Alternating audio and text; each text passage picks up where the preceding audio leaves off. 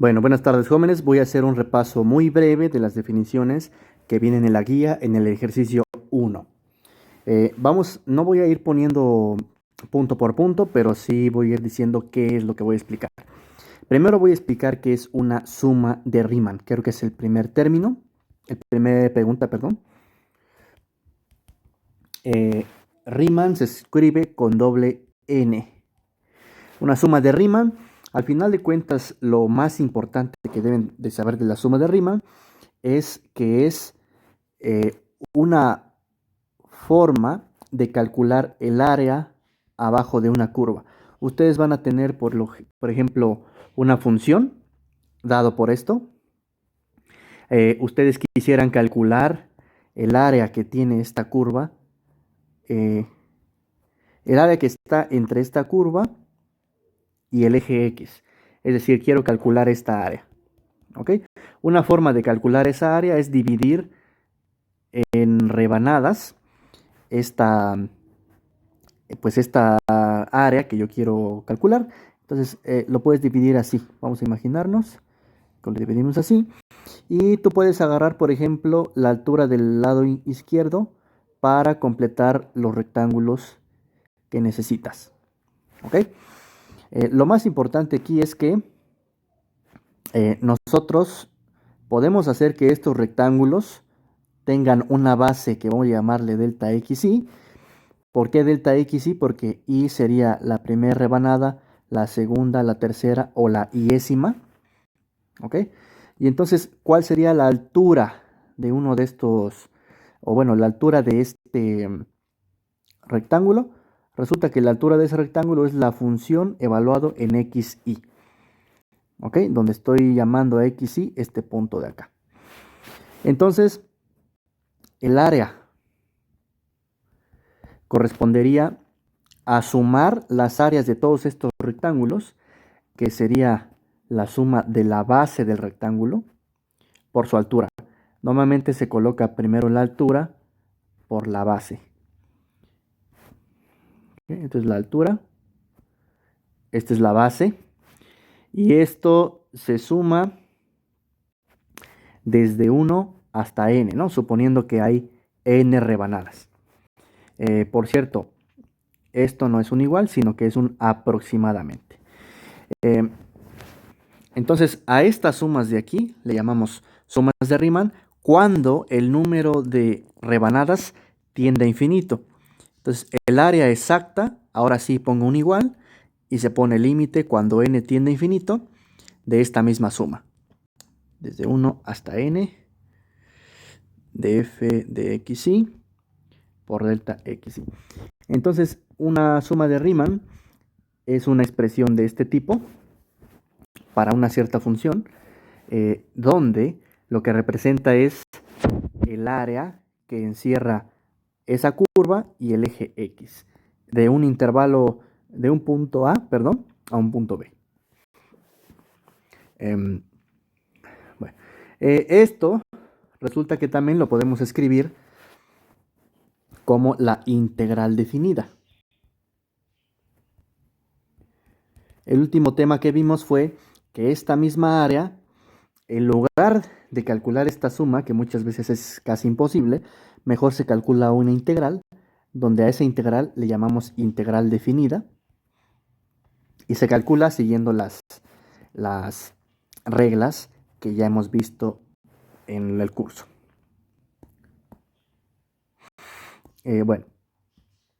La integral definida, tanto la suma de Riemann, son representaciones de áreas bajo curvas,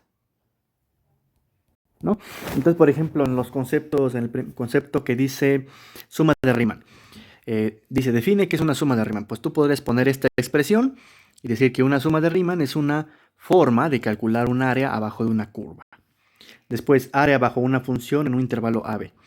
Pues bueno, resulta que esa área bajo la curva se puede calcular ya sea con la suma de Riemann o con una integral definida. Representa el área que se encuentra entre la curva de la función y el eje X. Es para el concepto 2 de la guía. Integral definida, que es el último concepto de la guía del primer ejercicio, significa representar una integral de este tipo, y también es útil para calcular áreas bajo la curva. Muy bien. Ahora, falta solamente teorema fundamental del cálculo. Teorema fundamental del cálculo, lo voy a poner aquí. Lo que me dice es la relación que existe entre las integrales y las derivadas. Lo que dice es lo siguiente: si tú derivas respecto a x una integral desde un punto cualquiera que voy a llamar a un punto x, la integral de una cierta función, resulta que el resultado de esto es la misma función. A ver, perdón, me estoy confundiendo aquí. Aquí solamente tener cuidado de utilizar otra letra. ¿Sale? Si en lugar de x pones t o pones z o pones m, no importa, tiene el mismo significado. Entonces esto sigue representando la integral de la función f. Si esa integral la haces como una integral definida de un cierto punto a un punto x, y tú la derivas, el resultado de hacer esta derivada es la misma función que tienes adentro de la integral. En otras palabras, las operaciones derivada e integral son inversas. Las operaciones derivada e integral son inversas. ¿Qué quiere decir eso? Que si tú primero derivas una función, o sea, tienes una función f y tú la derivas, por ejemplo, y a lo mejor te da una función f mayúscula, ¿no? Si esto lo integras, la integral va a anular lo que hizo la derivada y vas a volver a obtener la función f minúscula. Eso es lo que representa. ¿Ok? Bueno, y la fórmula que me dice, la fórmula con la cual se representa el teorema fundamental del cálculo es esta de acá. ¿Qué me falta? Ah, sí. Lo que me falta es que es una integral indefinida y una antiderivada. Lo voy a poner aquí. Antiderivada. Como su nombre lo dice, es algo que es inverso a la derivada. Por ejemplo, si tú tienes que la integral de f minúscula respecto a x es una cierta función f mayúscula, entonces decimos que f mayúscula es una antiderivada de f minúscula. ¿Ok? ¿Por qué digo que es una? Porque si tú aquí le sumas 2, de todas formas sigue siendo una antiderivada. ¿Qué significa antiderivada? Voy a poner aquí. Pues, si tú derivas esta función que está aquí afuera, vas a obtener lo que está adentro de la integral. ¿Ok? Por eso digo que si aquí tú le sumas un número, si derivas todo esto, como la derivada de un número es 0, entonces la derivada de todo esto sigue siendo lo que está dentro de la integral. Por eso me refiero que esta f es una antiderivada. En realidad hay una infinidad de antiderivadas porque tú le puedes sumar aquí cualquier número que tú quieras. ¿Ok? Bueno. ¿Y qué es entonces una integral indefinida? La podemos entender indefinida, perdón. La podemos entender como la antiderivada más general. La antiderivada más general posible. Es decir, a la función que hacemos cuando le sumamos la constante.